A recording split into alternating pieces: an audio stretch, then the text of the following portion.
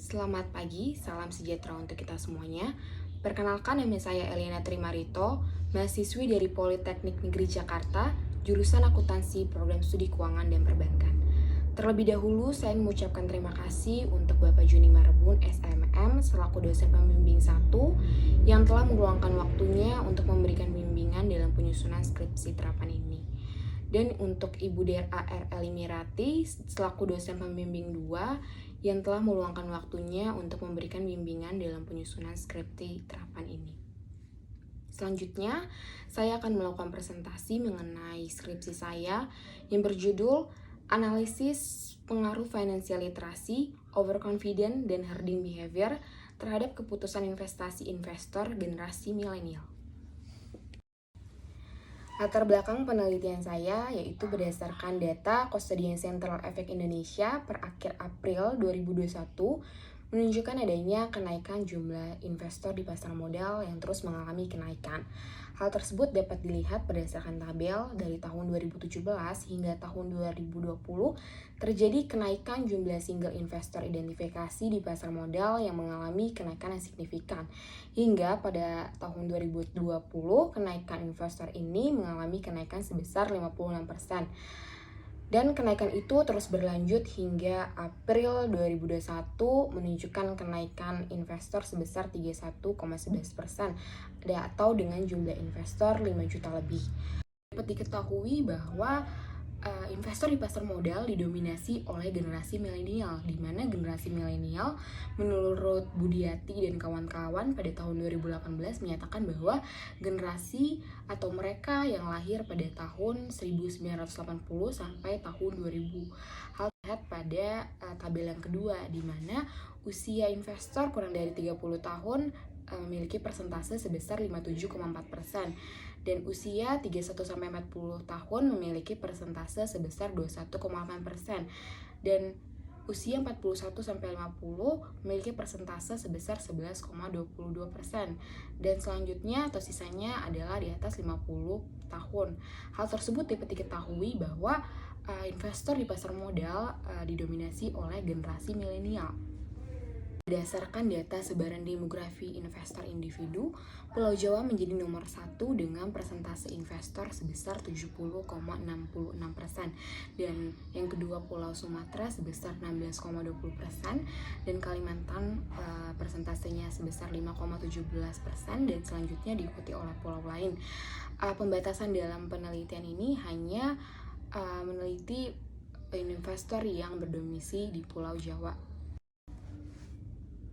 Adanya kenaikan jumlah investor di pasar modal dinilai positif bagi pasar modal Indonesia karena dapat mengalami pertumbuhan yang signifikan untuk setiap tahunnya. Namun jika dibandingkan dengan total penduduk Indonesia secara keseluruhan dengan jumlah investor di pasar modal yaitu sekitar 5 juta dibandingkan dengan 270,20 juta, jumlah investor di pasar modal masih terlalu rendah. Masih rendahnya jumlah investor di pasar modal dikarenakan karena menurut Presiden Direktur CSA Institusi, Ari Santoso, mengatakan bahwa edukasi dan sosialisasi yang belum menjangkau masyarakat secara optimal. Dan yang kedua, Presiden Samuel Sekuritas Indonesia, Muhammad Alfani, mengatakan bahwa rendahnya jumlah investor di pasar modal karena kurangnya literasi pasar modal dan budaya investasi yang masih rendah di masyarakat.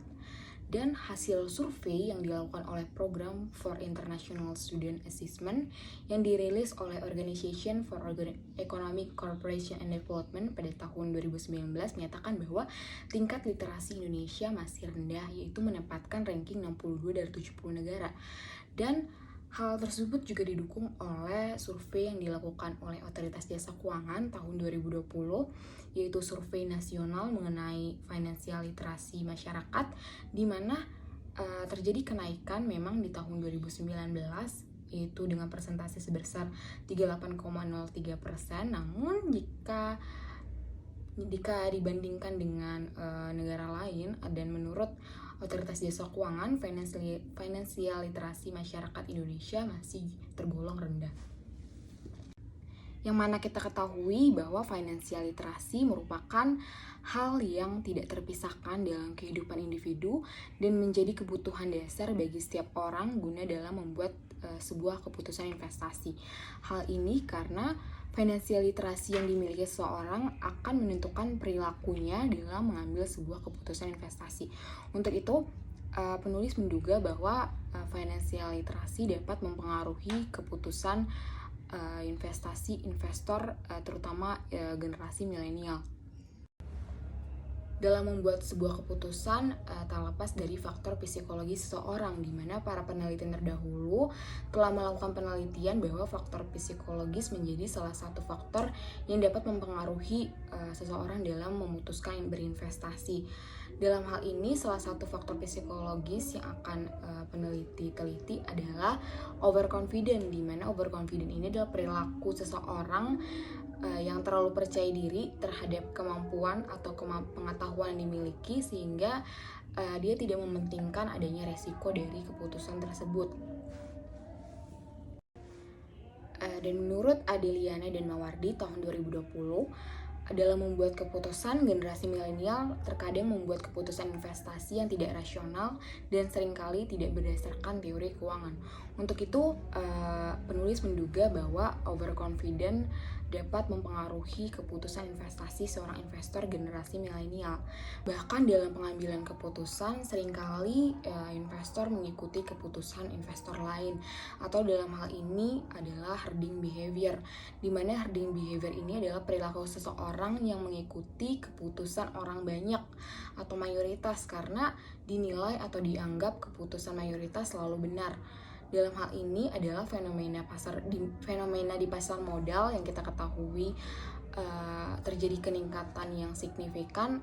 Untuk itu, penulis ingin mengetahui apakah investor, yaitu generasi milenial, dalam mengambil keputusan berinvestasi di pasar modal itu berdasarkan mengikuti keputusan investor lain. Rumusan masalah dalam penelitian ini kita ketahui bahwa financial literasi secara nasional masyarakat Indonesia masih terlalu rendah, dan hasil survei financial literasi oleh Otoritas Jasa Keuangan juga menunjukkan bahwa financial literasi generasi milenial masih terbilang rendah, yaitu sekitar 33,5%. Yang kedua, dalam membuat sebuah keputusan, generasi milenial terkadang membuat keputusan investasinya itu tidak rasional dan seringkali tidak berdasarkan teori keuangan. Yang ketiga, adanya fenomena di pasar modal juga membuat eksekutif pengawasan pasar modal mewaspadai fenomena peningkatan jumlah investor. Karena menurutnya peningkatan tersebut apakah masyarakat sudah melek informasi atau hanya sekedar ikut-ikutan. Dan adanya perbedaan hasil survei dengan kenyataan di pasar modal juga menjadi rumusan masalah dalam penelitian ini, di mana hasil survei tersebut mengatakan bahwa sekitar 69% dari generasi milenial Indonesia tidak memiliki strategi dalam mengembangkan dana, yaitu survei yang dilakukan oleh perusahaan Luno dengan Daily Research. Dan survei yang bertajuk The Future of Money juga memaparkan bahwa sebanyak 44% milenial Indonesia hanya mengembangkan dana sekali dalam 1 atau 2 tahun, dan bahkan sekitar 20% diantaranya bahkan tidak mengembangkan dana. Adanya perbedaan hasil survei dengan kenyataan di pasar modal yang memang justru investor di pasar modal didominasi oleh generasi milenial menjadi rumusan masalah dalam penelitian ini.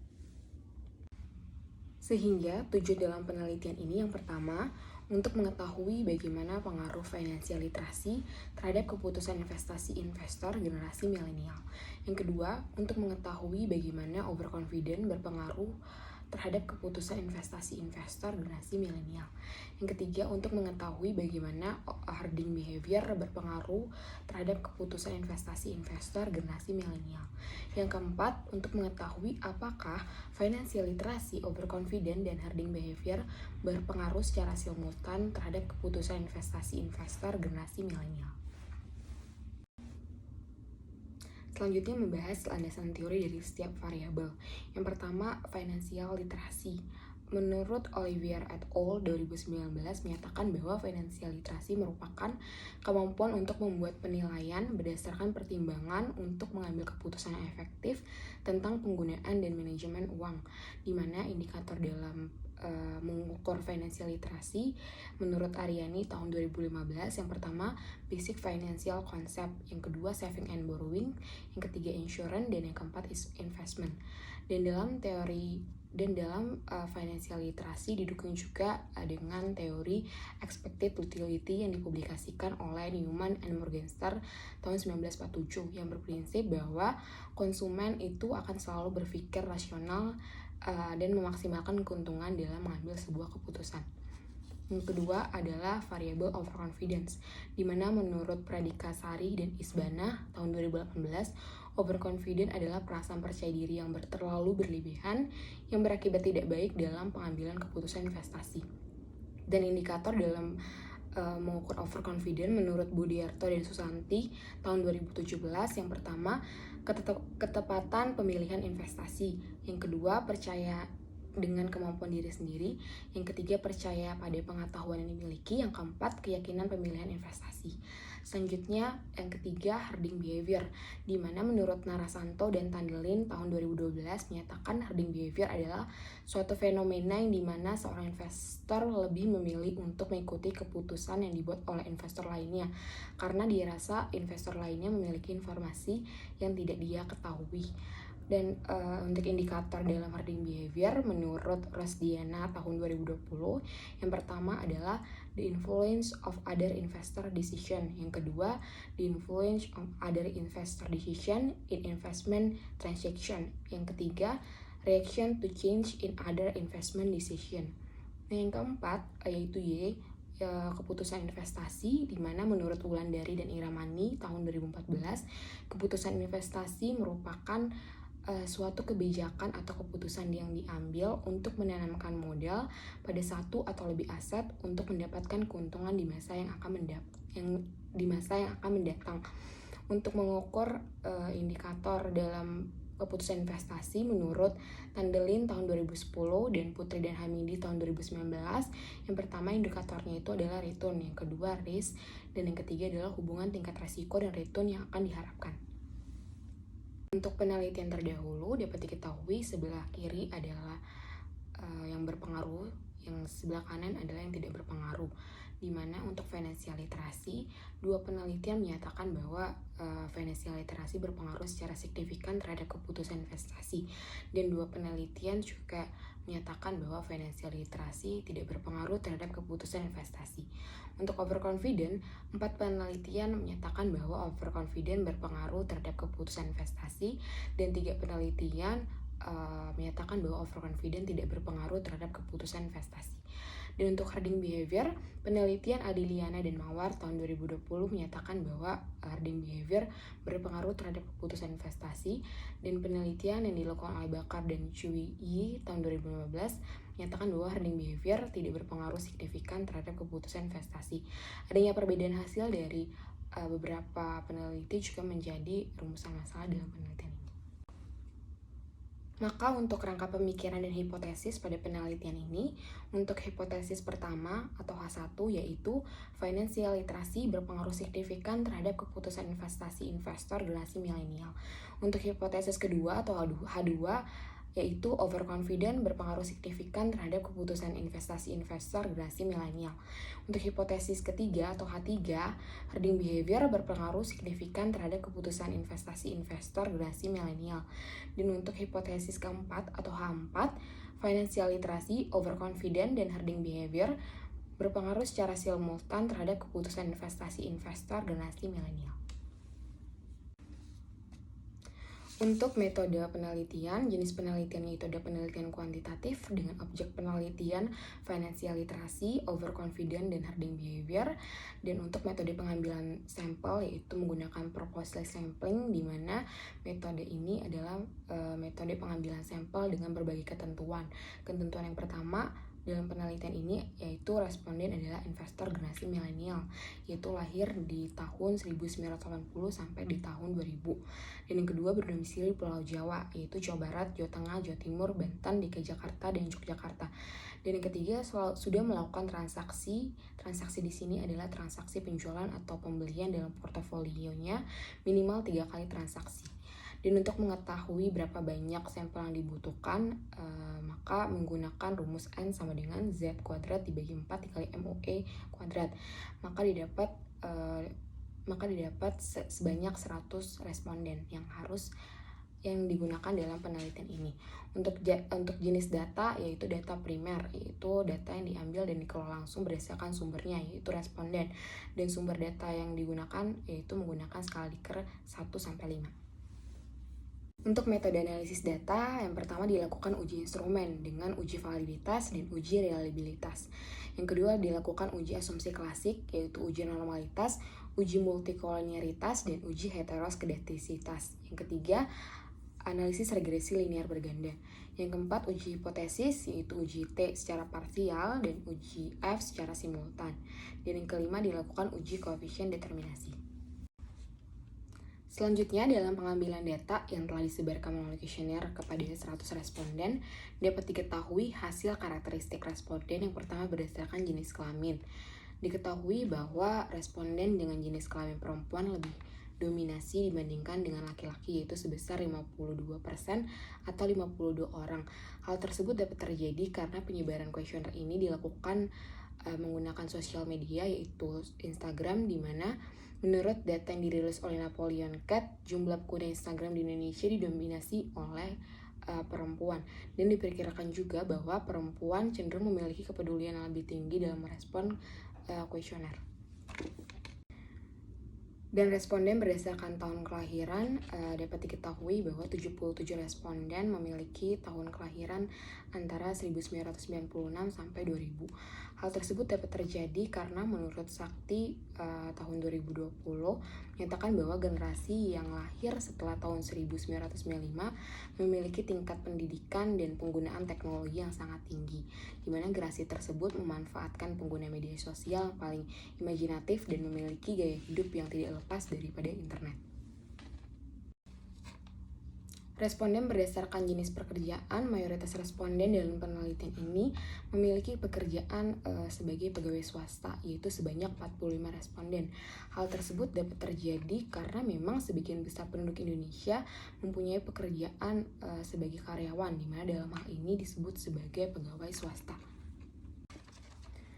Selanjutnya, responden berdasarkan pendapatan per bulan, di mana mayoritas responden dalam penelitian ini, yaitu sebanyak 63% atau 63 responden memiliki pendapatan per bulan kurang dari 5 juta. Hal tersebut dapat terjadi karena berdasarkan karakteristik pekerjaan, responden di penelitian ini memiliki pekerjaan sebagai pegawai swasta, di mana berdasarkan rata-rata pendapatan per bulan yang dihasilkan itu sebesar kurang dari 5 juta. Responden berdasarkan lamanya berinvestasi, diketahui bahwa mayoritas responden dalam penelitian ini, yaitu sebanyak 42% atau 42 orang responden, sudah berinvestasi selama lebih dari 1 tahun. Hal tersebut dapat terjadi karena adanya dukungan perkembangan teknologi yang semakin pesat, sehingga para investor generasi milenial yang ingin berinvestasi tidak sulit untuk mendapatkan informasi terkait investasi.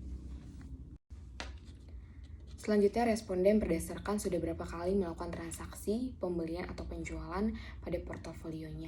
Diketahui bahwa sebanyak 42% atau 42 orang responden dalam penelitian ini, yaitu generasi milenial, sudah melakukan lebih dari 10 kali transaksi pembelian atau penjualan. Hal tersebut dapat terjadi karena berdasarkan karakteristik lamanya berinvestasi, hasilnya menunjukkan bahwa investor telah berinvestasi lebih dari 1 tahun. Dalam hal ini berarti sejalan dengan karakteristik berdasarkan sudah berapa kali melakukan transaksi pembelian dan penjualan, yaitu lebih dari 10 kali. Responden berdasarkan instrumen investasi yang digunakan.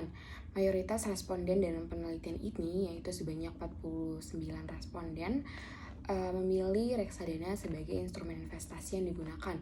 Hal ini sejalan dengan data ya, berdasarkan Custodian Center of Effect Indonesia yang menyatakan bahwa reksadana memang sebagai salah satu alternatif yang peranannya cukup besar dalam menyumbangkan dana di pasar modal. Analisis data penelitian yang pertama dilakukan uji instrumen, yaitu digunakan sebagai upaya dalam memaksimalkan alat ukur penelitian agar kecenderungan kekeliruan dapat diperkecil. Yang pertama dilakukan uji validitas, di mana uji validitas untuk mengukur apakah item dalam sebuah kuesioner dinyatakan valid atau tidak. Dan dasar pengambilan keputusan uji ini yaitu dilihat berdasarkan R hitung dan R tabel, di mana jika R hitung lebih besar daripada R tabel, maka dapat dikatakan semua atau seluruh item dikatakan valid. Hasil output SPSS diketahui bahwa variabel financial literacy, overconfident, trading behavior, dan keputusan investasi, seluruh item dalam variabel tersebut memiliki R hitung lebih besar daripada R tabel, sehingga dapat disimpulkan item dalam penelitian ini dikatakan valid. Selanjutnya dilakukan uji reliabilitas, yaitu untuk mengetahui tingkat konsistensi angket kuesioner, di mana dasar pengambilan keputusan uji ini berdasarkan nilai Cronbach alpha lebih besar daripada 0,6, maka dikatakan data reliable. Dan hasil output SPSS diketahui bahwa financial literacy, overconfident, herding behavior, dan keputusan investasi memiliki nilai Cronbach alpha yang lebih besar daripada 0,6, sehingga dapat ditarik kesimpulan bahwa data yang dilakukan dalam penelitian ini adalah reliable. Selanjutnya dilakukan uji asumsi klasik, di mana uji ini bertujuan untuk mengetahui kelayakan data. Dan uji yang pertama dilakukan uji normalitas, yaitu untuk mengetahui apakah nilai residualnya terdistribusi normal atau tidak dengan melihat grafik normal probability plot dan uji Kolmogorov-Smirnov.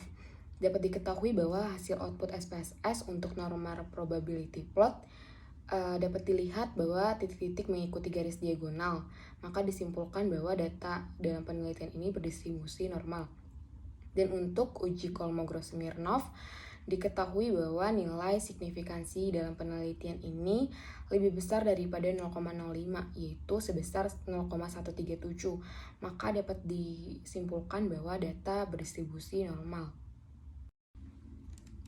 Dan uji yang kedua yaitu dilakukan uji multikoliniaritas, di mana bertujuan untuk melihat ada atau tidaknya korelasi antar variabel independen yang satu dengan variabel independen yang lainnya.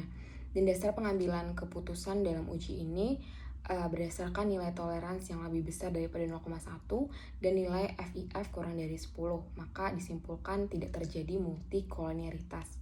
Dan hasil output SPSS untuk financial literacy, overconfident, dan herding behavior menunjukkan nilai toleransi yang lebih besar daripada 0,1 dan nilai FIF kurang dari 10. Maka kesimpulannya data penelitian ini tidak terjadi multikoliniaritas. Uji asumsi klasik yang ketiga yaitu uji heteroskedastisitas, di mana yang bertujuan untuk mengetahui adakah ketidaksamaan varian dari satu pengamatan ke pengamatan yang lain dengan melihat grafik scatter plot dan uji Glatzer, di mana hasil output SPSS grafik scatter plot dalam penelitian ini menunjukkan bahwa titik-titik data menyebar di atas atau di bawah angka 0 dan titik-titik data tidak berpola dengan jelas dan tidak mengumpul hanya pada satu angka saja. Maka dapat disimpulkan bahwa menggunakan scatter plot, data dalam penelitian ini tidak terjadi heteroskedastisitas. Dan untuk meyakinkan digunakan uji Glatzer, di mana dasar pengambilan keputusan uji Glatzer ini berdasarkan nilai signifikansi yang yaitu harus lebih besar daripada 0,05. Dan hasil output SPSS untuk uji Glatzer diketahui bahwa variabel financial literacy, overconfident, dan herding behavior memiliki nilai signifikansi yang lebih besar daripada 0,05. Maka dapat disimpulkan bahwa data dalam penelitian ini menggunakan uji Glatzer tidak terjadi heteroskedastisitas. Selanjutnya dilakukan analisis regresi linear berganda yang bertujuan untuk mengetahui arah hubungan antara variabel dependen yaitu keputusan investasi dengan variabel independen yaitu financial literacy, overconfident, dan herding behavior. Apakah masing-masing variabel independen berhubungan positif atau berhubungan negatif untuk dapat memprediksi nilai dari variabel dependen. Berdasarkan hasil analisis regresi linear berganda, dapat diketahui bahwa nilai konstanta dalam penelitian ini yaitu sebesar 11,606, di mana nilai konstanta adalah besarnya nilai variabel Y tanpa adanya pengaruh variabel X. Artinya adalah besarnya satu satuan keputusan investasi tanpa adanya pengaruh financial literacy, overconfident, dan herding behavior sebesar 11,606. Dan untuk variabel financial literacy memiliki nilai koefisien regresi yang bernilai positif. Nilai koefisien yang positif ini menunjukkan hubungan yang searah antara variabel financial literacy dengan variabel keputusan investasi. Artinya, jika terjadi kenaikan nilai financial literacy sebesar satu satuan, maka akan meningkatkan keputusan investasi investor generasi milenial sebesar 0,190 dengan asumsi bahwa variabel independen lainnya bersifat konstan atau tetap. Overconfident memiliki nilai koefisien regresi yang bernilai negatif yaitu sebesar min 0,101, di mana nilai koefisien regresi menunjukkan hubungan yang tidak searah antara overconfident dengan keputusan investasi. Artinya, jika terjadi kenaikan nilai overconfident sebesar satu satuan, maka keputusan investasi investor generasi milenial akan menurun sebesar min 0,101 dengan asumsi bahwa variabel independen lainnya bersifat konstan atau tetap. Untuk variabel herding behavior memiliki nilai koefisien regresi yang bernilai positif yaitu 0,042, di mana nilai koefisien yang positif ini menunjukkan hubungan yang searah antara herding behavior dengan keputusan investasi. Artinya, apabila terjadi kenaikan nilai herding behavior sebesar satu satuan, maka akan meningkatkan keputusan investasi investor generasi milenial sebesar 0,042 dengan asumsi bahwa variabel independen lainnya dianggap konstan atau tetap. Maka dapat diketahui persamaan regresi linear berganda dalam penelitian ini yaitu Y sama dengan 11,606 ditambah 0,190 X1 dikurang 0,101 X2 ditambah 0,042 X3 ditambah E atau error. Selanjutnya dilakukan uji hipotesis. Yang pertama yaitu uji T untuk mengetahui pengaruh variabel independen yaitu financial literacy, overconfident, dan herding behavior terhadap keputusan investasi yaitu variabel dependen. Dasar pengambilan keputusan ini yaitu apabila nilai T hitungnya lebih besar daripada T tabel dan nilai signifikannya itu kurang dari 0,5, maka variabel independen berpengaruh signifikan terhadap variabel dependen. Hasil output SPSS dalam penelitian ini yang pertama adalah financial literacy memiliki T hitung yang lebih besar yaitu 4,210 lebih besar daripada T tabel 1,98498 dan nilai signifikannya itu kurang daripada 0,05 yaitu sebesar 0,000. Maka dapat disimpulkan H1 diterima di mana financial literacy berpengaruh signifikan terhadap keputusan investasi investor generasi milenial. Yang kedua, untuk variabel overconfident diketahui bahwa T hitungnya itu kurang dari T tabel dan nilai signifikannya juga lebih besar daripada 0,5. Maka untuk hipotesis kedua ditolak, berarti overconfident itu tidak berpengaruh signifikan terhadap keputusan investasi investor generasi milenial. Untuk herding behavior memiliki nilai T hitung kurang dari T tabel yaitu 1,010 kurang dari 1,98498 dan nilai signifikasinya juga lebih besar daripada 0,05 sehingga untuk hipotesis ketiga ditolak yang berarti Hoarding behavior tidak memiliki pengaruh signifikan terhadap keputusan investasi investor generasi milenial. Selanjutnya dilakukan uji F untuk mengetahui pengaruh variabel independen yaitu financial literacy, overconfident, dan hoarding behavior secara simultan berpengaruh terhadap variabel dependen yaitu keputusan investasi. Di mana dasar pengambilan keputusan ini apabila F hitungnya itu lebih besar daripada F tabel dan nilai signifikansinya itu kurang daripada 0,5, maka variabel independen secara simultan berpengaruh terhadap variabel dependen. Dan hasil output SPSS menunjukkan bahwa F hitung dalam data ini yaitu sebesar 6,442 dan F tabelnya itu sebesar 2,70, sehingga F hitung lebih besar daripada F tabel dan nilai signifikansinya juga menunjukkan kurang dari 0,05 yaitu sebesar 0,001. Maka dapat ditarik kesimpulan bahwa financial literacy, overconfident, dan hoarding behavior secara simultan berpengaruh terhadap keputusan investasi investor generasi milenial. Selanjutnya dilakukan uji koefisien determinasi, yaitu untuk mengetahui seberapa besar persentase variabel-variabel independen pada model regresi linear berganda dalam menjelaskan variabel dependen dan sisanya merupakan variabel lain yang tidak termasuk dalam model regresi. Hasil output SPSS dapat diketahui bahwa perolehan nilai R-square adalah sebesar 0,142 atau 14,2%, yang memiliki arti bahwa kemampuan variabel independen yaitu financial literacy, overconfident, dan hoarding behavior dalam mempengaruhi keputusan investasi investor generasi milenial yaitu sebesar 14,2%, sedangkan sisanya itu 85,8% dipengaruhi oleh variabel lain yang tidak dijelaskan dalam penelitian ini.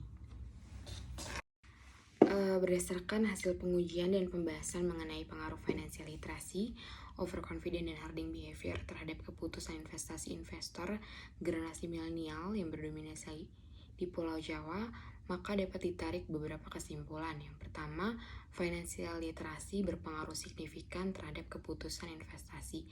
Hal itu menunjukkan bahwa dengan menerapkan pengetahuan para investor mengenai pengetahuan keuangan dasar, tabungan pinjaman, investasi, dan asuransi dapat meningkatkan financial literacy mereka.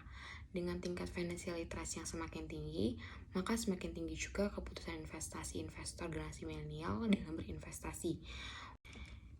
Yang kedua, overconfident tidak berpengaruh terhadap keputusan investasi. Hal itu membuktikan bahwa dalam membuat keputusan investasi, berpikir secara irasional atau salah satu faktor psikologis seseorang tidak mempengaruhi keputusan investasi. Dalam hal ini berarti generasi milenial dalam membuat keputusan investasi tidak berdasarkan kepada perasaan percaya diri yang terlalu berlebihan terhadap kemampuan dan pengetahuan yang dimiliki.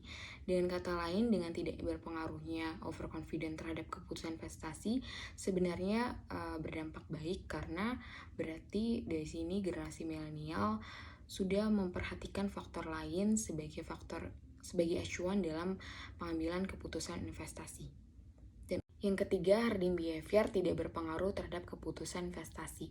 Hal ini menunjukkan bahwa responden dalam penelitian ini, yaitu generasi milenial, dalam membuat keputusan tidak berdasarkan pengaruh keputusan investor lain atau tidak berdasarkan kepada mayoritas suara terbanyak. Dan hal ini juga membuktikan keraguan Kepala Eksekutif Pengawasan Pasar Modal Otoritas Jasa Keuangan yang memang mewaspadai fenomena investasi. Beliau mengatakan apakah peningkatan tersebut apakah murni karena masyarakat sudah melek informasi atau hanya sekedar ikut-ikutan. Dengan kata lain bahwa generasi milenial dalam membuat sebuah keputusan tidak berdasarkan keputusan orang lain. Kesimpulan yang keempat, financial literacy, overconfident, dan hoarding behavior secara simultan berpengaruh signifikan terhadap keputusan investasi. Hal ini menunjukkan bahwa overconfident hoarding behavior dalam keputusan investasi juga dapat terjadi pada investor generasi milenial yang memang pada hasil uji T tidak berpengaruh, namun pada hasil uji F secara simultan berpengaruh terhadap keputusan investasi. Dan untuk hasil koefisien determinasi menyatakan bahwa financial literacy, overconfident, dan herding behavior berpengaruh sebesar 14,2%, sedangkan sisanya itu sebesar 85,8% dipengaruhi oleh variabel lain yang tidak dijelaskan dalam penelitian ini. Sekian presentasi yang dapat saya lakukan mengenai penelitian saya, kurang lebihnya mohon maaf. Terima kasih.